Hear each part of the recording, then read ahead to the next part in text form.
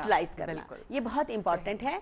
और मैं समझती हूँ कि पाकिस्तान में बहुत से ग्रुप काम कर रहे हैं यूथ के हवाले से। और इस वक्त देखिए, मैं थोड़ा सा डाटा शेयर करूंगी। इस वक्त हमारे मुल्क में जो अंडर 30 इयर्स है, यानी कि 30 साल से कम उम्र अफराद जो हैं, वो 67% है टोटल पॉपुलेशन का। 67% टोटल पॉपुलेशन का।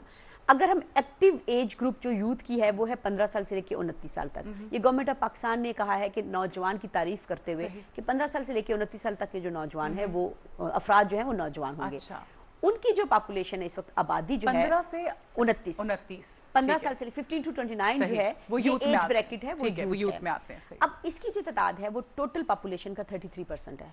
और ये अगर मैं नंबर्स में बताऊं तो 5 करोड़ से ज्यादा है। अब 5 करोड़ से ज्यादा जो लोग हैं, अब ये बड़ा अहम सवाल है कि इसको यूथ बल्ज बोलते हैं, और इसी इशू पे हम कॉन्फ्रेंस कर रहे हैं। अब ये यूथ बल्ज जो है ये बहुत अच्छी चीज़ है कि हमारे पास इतने ज़्यादा नौजवान हैं, लेकिन अगर इतने ज़्यादा नौजवानों को हम इंगेज नहीं करेंगे, हम इनका जो पोटेंशियल है, इनकी एनर्जी है, उसको चैनलाइज नहीं करेंगे, तो ये क्या करेंगे? बिल्कुल। अब देख रहे हैं, ये बड़ा अहम सवाल है। वो बड़े वल्नरेबल भी हो जाएंगे। उनको कोई भी जो है वो अपने साथ लगा सकता है, क्योंकि उनको तो चाहिए, एक्टिविटी चाहिए। तो अब ये इस वक्त पाकिस्तान के अंदर बड़ा अहम सवाल बन रहा है कि पाकिस्तान यूथ बल्ज से गुजर रहा है। इन नौजवानों को इंगेज करना, इनकी एनर्जी को पॉजिटिव तरीके से लाना, और यही फिर मुल्क की तरक्की का बाइस बनेंगे। हम इनको फ्यूचर ना समझें, इनको हाल समझें और इनको इंगेज करें। इसलिए मैं अप्रिशिएट करूंगी आपके इस बात को कि आप नौजवानों के हवाले से बात कर रहे हैं। बल्कि आप और बताइएगा कि मजीद जो है क्या सभी इक़दाम किए जा सकते हैं कि उनको सही ट्रैक पर लेकर जाया जा सके नौजवानों को। जी देखिए, मुझे लगता है कि जैसे अभी हम बहुत बुरी तरह से सफ़र कर रहे हैं एक्सट्रीमिज़म को, हम बहुत बुरी तरह से सफ़र कर रहे हैं टेररिज्म को। मैं सिर्फ चंद दिन पहले का वाक़या बताऊंगी, जब पेशावर में एक सुसाइड बॉम्बिंग हुई है और उसमें जो सफूद गयूर हमारे बहुत ही अच्छे ऑफिसर थे वो शहीद हुए हैं। वो लड़का जिसने बॉम्ब ब्लास्ट किया 15 साल का है। काफी सारे ज्यादातर केसेस ऐसे हैं जिसमें जो टीनेजर्स हैं वो हैं, यानी कि अगर आप उनको पॉजिटिव तरफ आप उनकी जो है चीजों को यूटिलाइज नहीं करेंगे तो आप देखें कि कहीं भी उनको लेके जाया जा सकता है, बिकॉज ब्रेन वॉश कर देते हैं यंगस्टर्स। मैं बताऊं, ये मैं एक बात बोलती हूँ कि नौजवान बैठे होते हैं, वो कुछ करना चाहते हैं। देखिए जी, हमारे यहाँ तालीम के मौके बहुत ज्यादा नहीं है। मैं अगर आपको यूनिवर्सिटी, मैं अगेन फिगर में बात करूंगी, यूनिवर्सिटी स्टूडेंट्स की तादाद बताऊं, और टोटल जैसे मैंने आपको तादाद बताई है कि 5 करोड़ के अंदर से हमारी यूनिवर्सिटीज में चंद लाख पहुंचते हैं। अच्छा, अब बाकी जो है वो आउट ऑफ स्कूल हैं, आउट ऑफ कॉलेज हैं, आउट ऑफ यूनिवर्सिटी हैं, उनके पास रोजगार के मौके उस तरह से नहीं है। अच्छा, उनके पास हमारे पास अगर आप देखिए तफरी के कितने मौके हैं।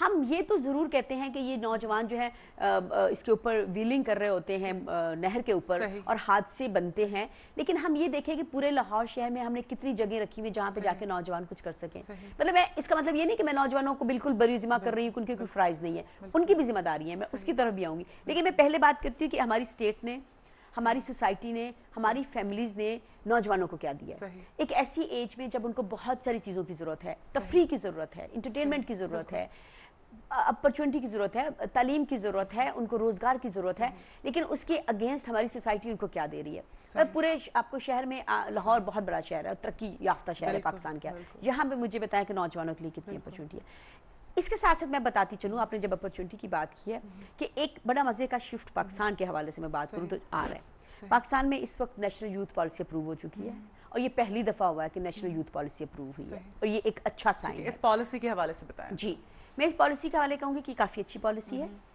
इसमें काफ़ी अरसे से काम हो रहा था, चूँकि मैं खुद भी इन्वॉल्व थी इस पॉलिसी में जब कंसल्टेशन हो रही थी। अगेन मैं सादिया ता का नाम लूँगी, बड़ी एक्टिव खातून है UNFPA से, उन्होंने इस पे बड़ा काम किया। यूथ पॉलिसी अप्रूव हुई, उसके बाद इस पॉलिसी पे हमने कंसल्टेशन में भी इसमें शामिल रही। कंसल्टेशन इस तरह से हुई, 4 सूबों में गए, जाके वहाँ पे नौजवानों को इकट्ठा किया, जो सिविल सोसाइटी के लोग थे उनको इकट्ठा किया, और कहा कि इस पॉलिसी इस लिहाज से अच्छी है कि उसके 15 प्रिंसिपल्स हैं। अच्छा। और वो ऑलमोस्ट नौजवानों की सारी चीज़ें कवर करते हैं। कुछ अहम प्रिंसिपल्स जी, जैसे उसमें एक बड़ी अच्छी चीज़ मुझे पसंद है, वो ये है कि उसमें कहा गया हुआ है कि पाकिस्तान के तमाम डिस्ट्रिक्ट के अंदर यूथ एक्टिविटी सेंटर बनाए जाएंगे, ताकि नौजवान जो है अपने अपने डिस्ट्रिक्ट के अंदर इंगेज हो। तो ये एक उसकी काफ़ी अच्छी बात है। फिर उसमें डेफिनेटली कहा गया कि नौजवानों का आपस में इंटरेक्शन कराया जाएगा। सोनिया, इस वक्त अगर आप बलूचिस्तान के नौजवानों को बैठाएं और पंजाब के नौजवानों को बैठाएं और सिंध के नौजवानों को और पख्तूनख्वा के, तो आपको आपस में इतना एक डिस्टेंस नजर आएगा। मैं अब बरगद की छोटी सी एक्टिविटी का जिक्र करना चाहूँ, हाँ, कि हम लोग हर साल एक फीचर करते हैं। जिसको हम रीजनल डायलॉग का नाम देते हैं या नेशनल यूथ कॉन्फ्रेंस का नाम देते हैं। उसमें हम पूरे पाकिस्तान से नौजवानों को बुलाते हैं AJK समेत, और उसमें जब लोग आते हैं तो एक हल्का सा नजर आता है कि अच्छा तनाव नजर आता है ना पहले दिन, स्पेशली बलूचिस्तान के लोग हैं क्योंकि आपस में लोग जानते नहीं हैं, लेकिन 3 दिन या 4 दिन की वो इंटरेक्शन जो होता है जिसमें वो लोग रहते हैं, प्रोग्राम करते हैं, एक्टिविटी करते हैं, आपस में मिलते हैं, रातों को इकट्ठे सोते हैं, खेलते हैं, हंसते हैं, आखिरी दिन उनकी इतनी दोस्तियाँ हो चुकी होती हैं। लास्ट ईयर हमने जुलाई में यहीं लाहौर में एक कॉन्फ्रेंस की 6 रोज़ा, जिसमें बलूचिस्तान वो थी स्टूडेंट लीडर्स की कॉन्फ्रेंस, क्योंकि हमारा काफ़ी काम लीडरशिप पे या स्टूडेंट यूनियन पे, स्टूडेंट पॉलिटिक्स पे होता है। तो उसमें उन्होंने जो बलूचिस्तान से लोग आए हुए थे, थोड़े नाराज़ भी थे, सिंध से जो आए थे, तो वो GS के लोग भी बैठे हुए हैं, MQM के लोग भी बैठे हुए हैं, फिर वो BSO के लोग भी बैठे हुए हैं, फिर मतलब JTI ATI सारे लोग बैठे हुए हैं मुख्तलिफ मकतबा फ़िक्र के। आपस में पहले दिन हल्का सा तनाव, दूसरे दिन थोड़ा कम, और छठे दिन वो एक दूसरे के हाथ पे हाथ मार रहे हैं, हंस रहे हैं, बातें कर रहे हैं। मैंने वो अपनी आंखों से एक चीज जो है तब्दील होते देखी, और अभी भी उनका आपस में एक राब्ता है। कितनी अच्छी बात है कि ये चीज खत्म ही हो जाए बिल्कुल, कि जी ये कराची वाला है, सिंधी है तो ये पंजाबी है तो बलूचिस्तान से ताल्लुक है, ये बिल्कुल खत्म हो जानी चाहिए चीजें। मैं कहती हूँ अपनी आइडेंटिटी रखें, मतलब अगर रखें, लेकिन आप सबसे पहले तो पाकिस्तानी हैं और आप मुसलमान हैं जी। मैं तो इस पे इस तरह बात करूंगी कि आपकी सारी आइडेंटिटीज के साथ भी आप बहुत अच्छे तरीके से एक दूसरे के साथ रह सकते हैं।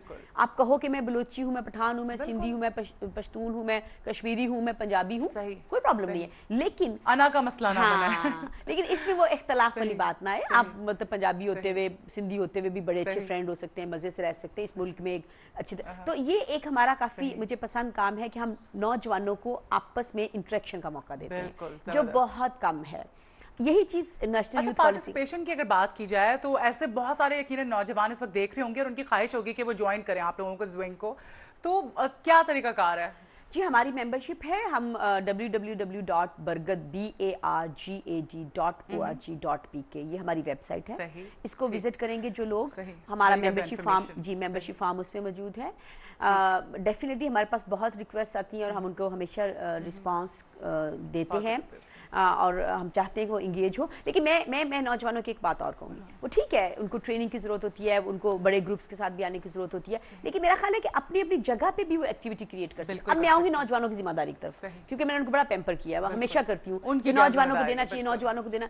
अब मैं आती हूँ नौजवानों की तरफ कि नौजवानों को भी कुछ करने की जरूरत है। अब ये कोई तरीका नहीं कि हम बैठे इंतजार करते रहे कि कोई और आए और हमारे लिए करे। मतलब नौजवानों को भी चाहिए कि वो, पहली बात तो ये है कि मालूमात नहीं होती उनके पास, ठीक है, मालूमात उनको पास नहीं होती।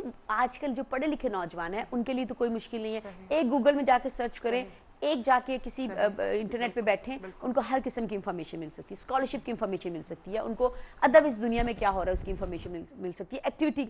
दूसरा, चले अब अनपढ़ लोगों की तरफ अगर आए जाए, जिनके पास इंटरनेट की फैसिलिटी नहीं है, तो उनके लिए भी ये है कि वो अपनी अपनी जगहों पे थोड़ा सा अगर वो इनिशिएटिव लें ना, थोड़ा सा इनिशिएटिव लें, तो हमारे मैं एग्जांपल दूंगी, जैसे अभी भी कुछ जगहों पे, और पहले ज़माने में भी होता था, नौजवान मुख्तलिफ किस्म की महल्ले की बुनियादों पे तंजीमें बना लेते थे, बरादरी की बुनियादों पे तंजीमें बना लेते थे। उसका नाम होता था अंजुमने नौजवानाने अराइयाँ, अंजुमने नौजवान कॉलेजेस की तरफ मैं अगर आऊँगी तो उसमें तो हमारे साथ बड़ा हैंड इस तरह से हुआ है कि स्टूडेंट यूनियन होती थी, स्टूडेंट पॉलिटिक्स होती थी, वो एक प्लेटफॉर्म होता था, लेकिन ये है कि वो खत्म हो गया बिल्कुल।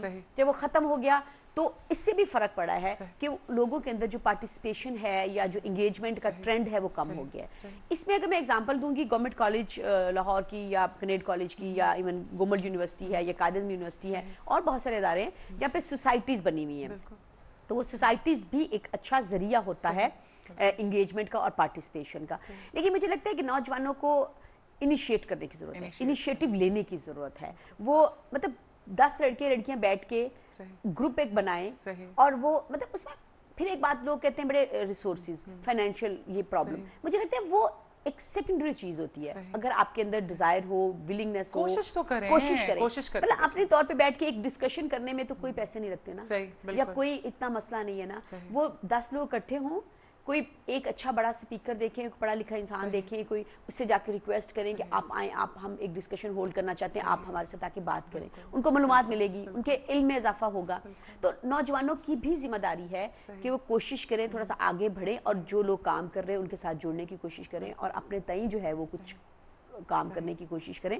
मतलब ये सिर्फ नहीं है कि हम रियासत पे जोर डालें, सरकार पे जोर डालें, हुकूमत पे, स्टेट पे जोर डालें, या अपनी सिविल सोसाइटी पे जोर डालें, या हम मीडिया पे जिम्मेदारी डाल दें कि आप करें आप करें, मतलब उनको भी करने की, और एक दफा वो करेंगे तो सारे उनके साथ होंगे। बिल्कुल। अच्छा सबिहा, मुझे एक बात ये बताएं कि अगर इकोनॉमी की बात करें तो ये जो बढ़ती हुई